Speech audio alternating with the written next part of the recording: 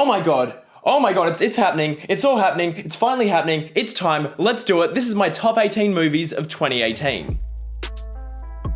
Just like the last few years, it's a long road to get to this video because I do try to pack in seeing as many acclaimed movies from each year as possible. There are a lot in 2018, and because Australian release dates are less reliable than my upload schedule, it took me a long time to get around to seeing them all. But now, we're in a good spot. Let's go ahead and do this. I struggled this year more than any other to get my list down to just 18 entries, and that's even considering it's 2018, so I've added one more than last year just to, give myself an extra spot. 2018, let's do 18 movies, and even then, there's still so many movies that I loved and I know that you love that have missed out on being on this list. That doesn't mean I don't like them. It probably just means they're outside that list of 18. It was so hard. There were so many movies I loved in this past year. It was just a fantastic year for movies. So many great stories being told, and it kind of sucks that so many of them are missing out, but that's kind of the way it goes. In the past on these lists, I've said that, this is my top movies of the year, so it's halfway between objective best and personal favorite.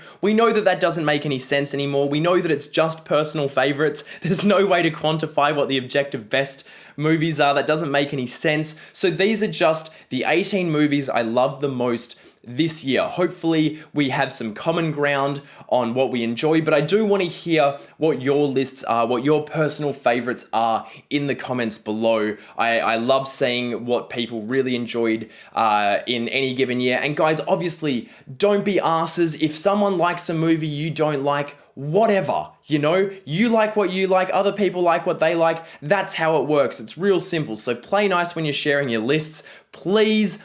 And let's just dive into this. I'm going to move through it super quick because it's so hot right now. This is the last time I'm ever filming a video in this location before I move to my new studio setup. So that's super exciting, but I just want to get through this list. Let's leave the 2018 season behind. Let's look forward and let's have some fun.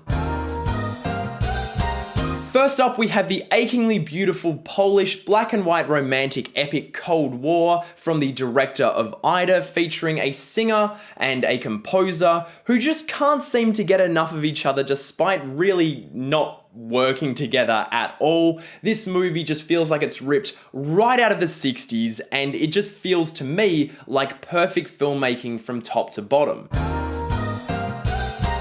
At number 17, we have the incredibly slow burn Korean thriller Burning, which sees a Korean-speaking Stephen Yeun antagonize this emasculated and anxious farm boy over the girl he's obsessed with. This is not a fast-moving film at all. It is incredibly kind of like you just feel it slowly creep inside your head. And that's the joy of this movie, is just slowly falling into this pit of anxiety, kind of in step with the protagonist, and seeing how, that paranoia and stuff really gets inside your head. It's just amazing. Its ending is phenomenal.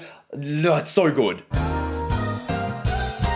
Even though it now seems like Robert Redford isn't actually retiring, this movie felt like the perfect note for his career to end on. It was just the perfect swan song with fantastic performances and just outstandingly subtle, smooth direction by David Lowery. It's definitely a crime caper for the old folks, but boy, I just love this movie all over, and it's really elevated into being something special by its ending, and particularly the context surrounding it regarding Robert Redford's career choices. So mwah. At number 15, we've got Bradley Cooper's powerhouse directorial debut, his take on A Star Is Born, which he also wrote, produced, and starred in alongside the incredible Lady Gaga as a fading country rock musician who discovers this down-on-her-luck waitress who also knows a thing or two about singing.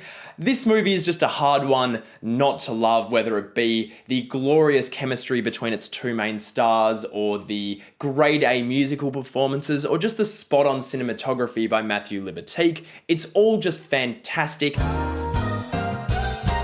The reason this video is so late is because there was no way that Barry Jenkins' new film wasn't going to be on here, and well, here it is. Beale Street is eloquent, poetic, absorbing, and intoxicating storytelling with sublime performances and just gorgeous photography and music. It just feels like wonderfully empathetic cinema. Paul Schrader's rather bleak First Reformed really struck a chord with me.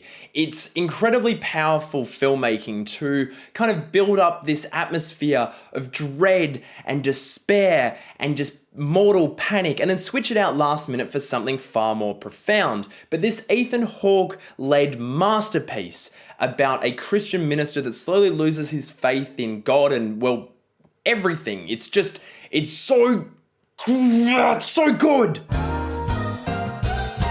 It's kind of a testament to just how much I loved these other movies in 2018 that the follow-up to my favorite movie of all time from my favorite director of all time isn't even in the top 5, but that doesn't make Roma any less perfect. Absolutely everything about this movie is just maximum cinema, and that's because, I mean, you'd have to assume that Cuarón is at the peak of his God-level cinematic powers. Everything in this movie just feels so effortless, almost to the point that everything feels truly alive and organic. But stop and break down literally any element of what you're seeing or hearing, and you'll just find that the amount of work that has gone into creating it is just off the charts. You can't even fathom it. And that's just part of why this movie is so good.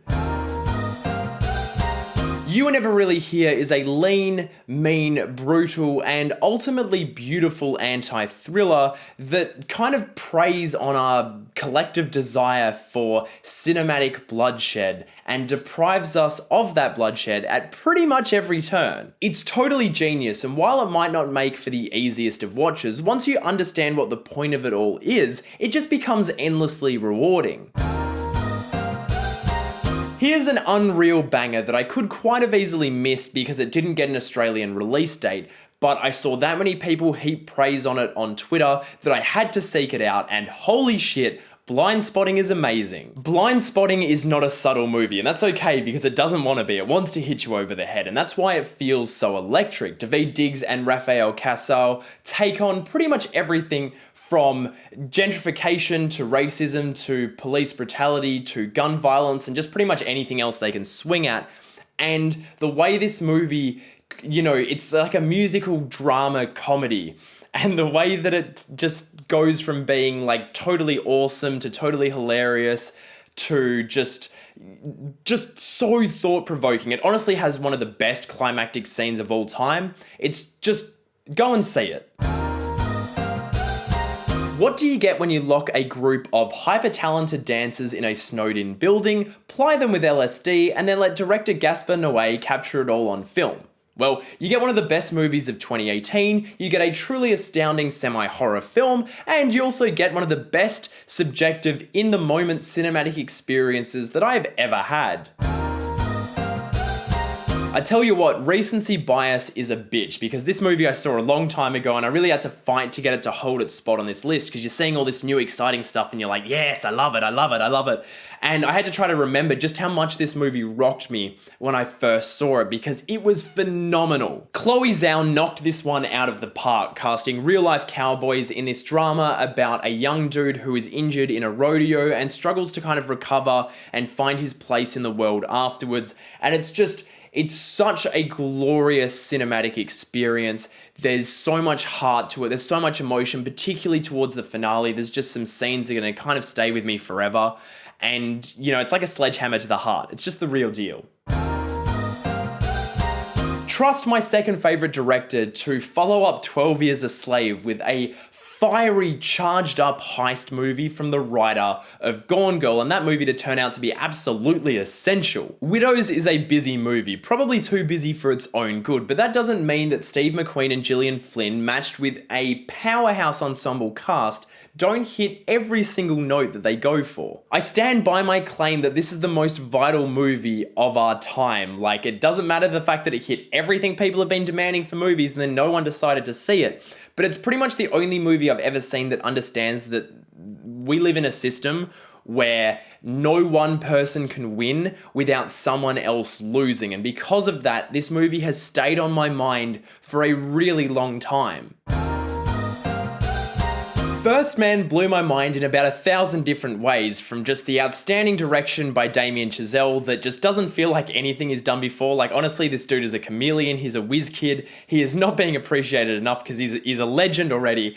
From the cinematography by Linus Sangren, which is just outstanding, just so glorious, so juicy. The music, just the best score of 2018, hands down for me. I loved it so much. The outstanding performances from everyone involved, particularly Ryan Gosling. I think it's his best work. I was floored by this incredibly internal portrayal that holds it all in until that final kind of moment, which just, strapped me in and just wowzers. That was, look, just the whole movie. The whole movie it's so good.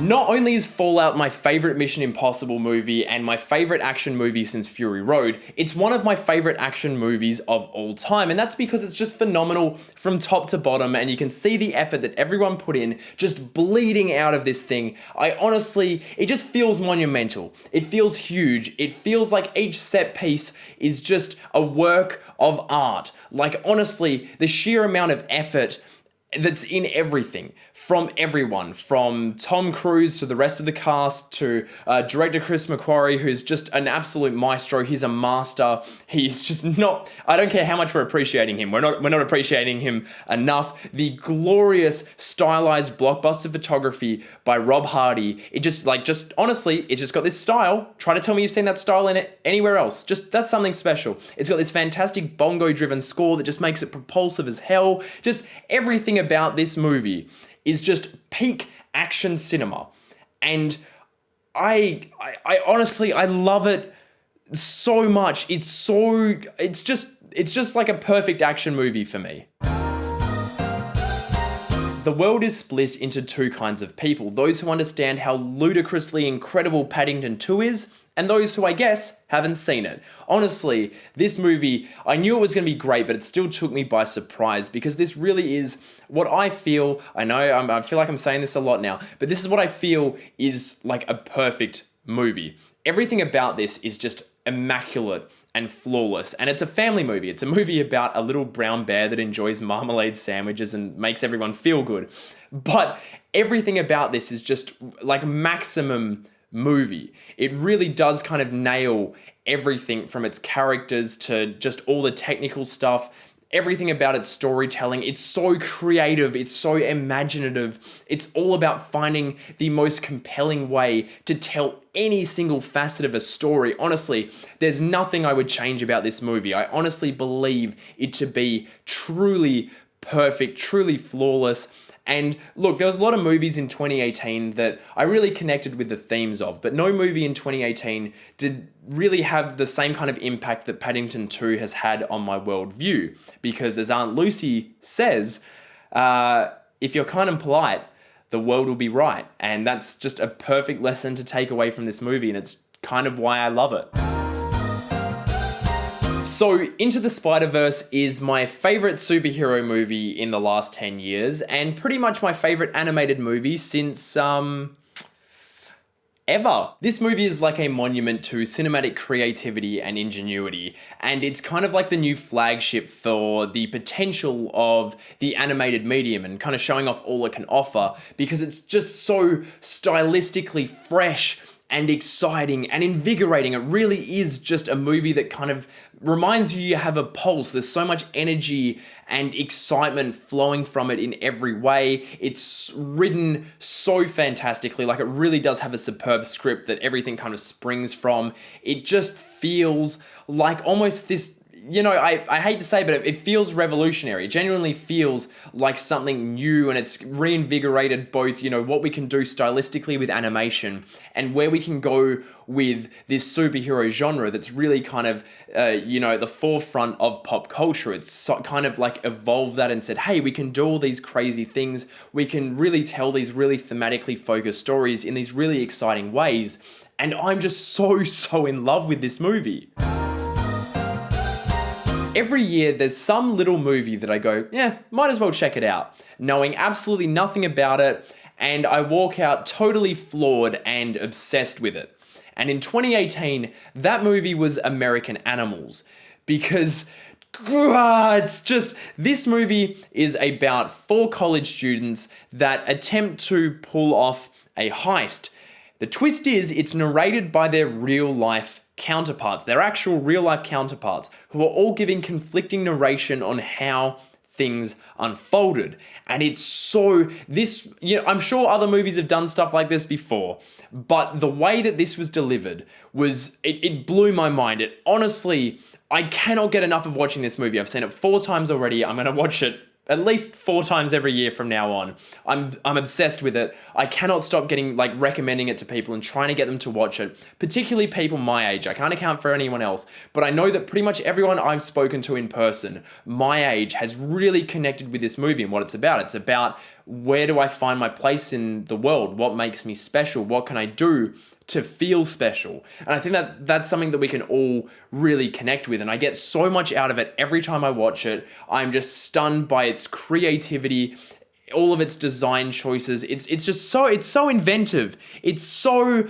crazy. It's so frenetic. It's so emotional. And it's so exciting. That's what it is. American Animals is just a really exciting movie. It gets me excited about watching movies and making movies and just... Okay, I can't do it. I can't leave this list at just 18. I've got other movies that I loved that didn't make the cut that I need to shout out so that you know that I love them. Those movies are The Favourite, Vice, Mandy, Hereditary, Suspiria, Leave No Trace, Shoplifters, Isle of Dogs, Black Panther, Black Klansman, At Eternity's Gate, Buster Scruggs, what else is the other stuff? I feel like Free Solo. There was a lot of stuff. There was a lot of stuff that I wanted to be on this list that I couldn't fit on here. But at least before we get to number 1, you know what they are. You know that I thought about them. They're not here. I'm sorry. Let's do number 1.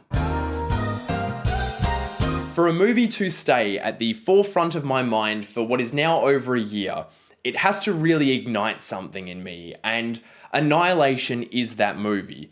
I knew I was going to love this movie from pretty much the moment it was announced, and it was a long road to get there to actually seeing it, and it's crazy that my favourite movie of the year is one that I never got to see in a cinema, and I hate that that was taken away from me, but Annihilation just feels like a movie designed specifically for me. I don't know how else to put it. It is a sci-fi thriller psych horror starring Natalie Portman, so that's a win. It's a great cast all round, but starring Natalie Portman as a scientist going in to this alien quarantine zone that no one knows anything about to find her husband or find out what has happened to him.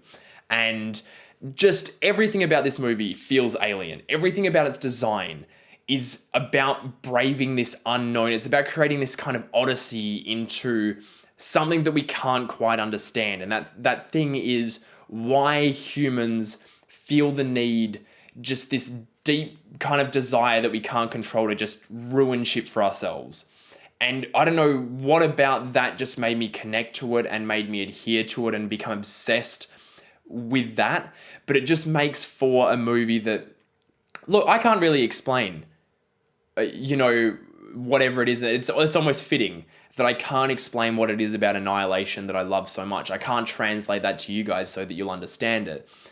All I can say is that this is the movie that feels like it was built specifically for me, and everything about it, every single element of this movie just blew me away, and I will forever be obsessed with it. And yeah, I guess that's why it's my favorite movie of 2018. So there we go. That is my list of my top 18 movies of 2018. I'm stoked to finally have that done. I'm stoked to finally have it out there for you guys. Hopefully you enjoyed hearing my thoughts on those films. I've actually switched back to, if you couldn't tell, to doing these videos improvised. I had a script there and I was like, you know what? Nah, I'm just gonna try to improvise it back like we used to in the old days of Breaking Banter. I am struggling with that a little bit. I'm a little bit rusty on it, so it probably isn't the most fluid of videos. And it's a lot harder when it's just you. You don't have anyone else to bounce off and it's still the same amount of content. You're doing it all yourself. It really is quite different. But I do want to continue trying to make our videos more entertaining entertaining and insightful, while also keeping that same Breaking Banter kind of magic, I guess, or whatever it was that made this channel what it was. I want to try to recapture that a little bit going forward in 2019. This is also the last time I'm filming in this location. I've moved house now. I'm going to be filming in a new setup that is dedicated to actually filming these videos, meaning I won't be sitting in just a furnace. It's so hot in here. I'll be able to sit basically at my workstation and just make videos way more regularly, which I'm really excited about in 2019, actually going back to reviewing pretty much everything that I see, because, you know, I'll have the means to pretty much just be smashing out videos like we used to. So that's really exciting. I'm really looking forward to that. I really want to hear now what your favorite movies of 2018 were in the comments below. Please let me know. I'm excited to hear. And of course, if you have not yet subscribed to this channel, be sure to do so down there somewhere. You can also check out my second channel over there somewhere. You can follow me on Twitter at LoverboyMedia and on Instagram at Breaking Banter. And if you do feel like supporting what I'm doing here on this channel and my other channel, you can support on Patreon, which anyone who is doing that already, you guys are the best. You have no idea how much I appreciate that. It genuinely means the world to me. There's a bunch of cool rewards to you guys. If you do sign up to that, it just helps me so much. So thank you, thank you, thank you. We're well and truly out of 2018 now. This is the last thing coming out of 2018. We're leaving it behind. We're moving forward, and I will see you guys in the next video.